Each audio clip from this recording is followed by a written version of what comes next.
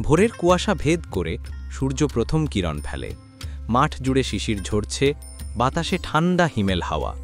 আর দূরে আড়ালে দাঁড়িয়ে আছে একা শুকনো ছাতিয়ান গাছটি।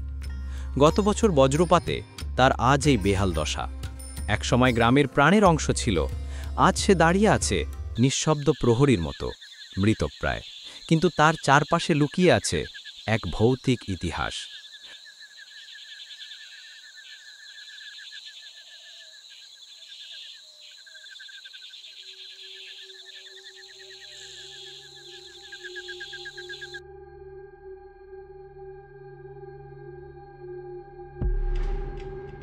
লোকমুখে শোনা যায়, এই গাছের নিচে একসময় ঘটেছিল এক রহস্যময় ঘটনা। এক বাচ্চা ছেলে মাঠে খেলতে গিয়েছিল, সাথে থাকা মইয়ের নিচে চাপা পড়ে যায়। সেই দুর্ঘটনার পর থেকে রাতের বেলা কেউ এখানে পা দেয়নি।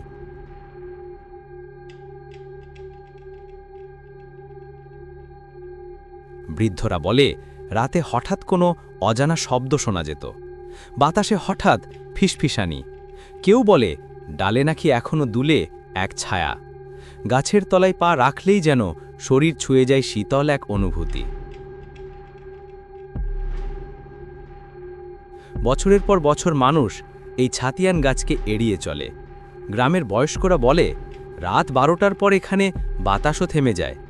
কেউ কেউ বলে ওই ডালের ফাঁকেই একজোড়া চোখ জ্বলজ্বল করে। কেউ প্রমাণ পায়নি, কিন্তু বিশ্বাসটা রয়ে গেছে। আর সেই বিশ্বাসই এই গাছকে ভৌতিক কিংবদন্তি বানিয়েছে।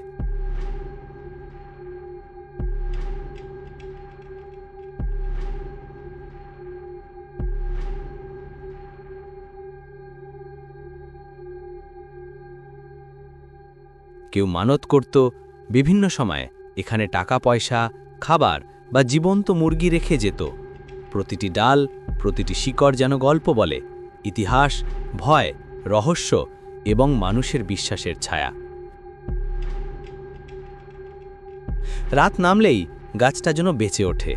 বাতাসে শোঁ শোঁ আওয়াজ, পাতার ঘর্ষণ যেন কোনো পুরনো গোপন কথা বলছে।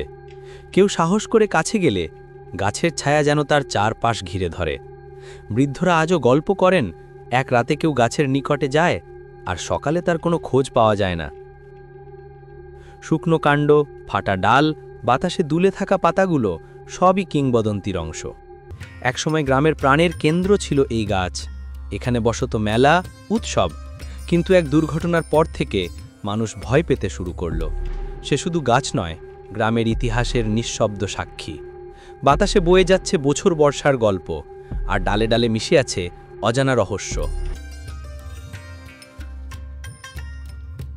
সূর্য উঠলে সব আবার স্বাভাবিক হয়। মাঠে মানুষ আসে, তাদের কাজ শুরু হয়।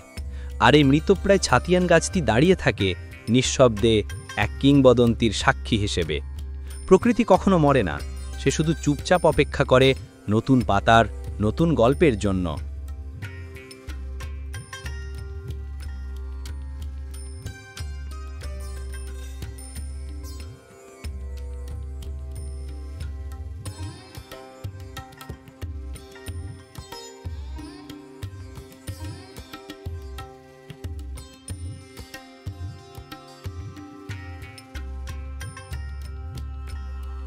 হয়তো একদিনই শুকনো গাছটার শেকড় থেকেও নতুন জীবন শুরু হবে, নতুন গল্পের জন্ম হবে।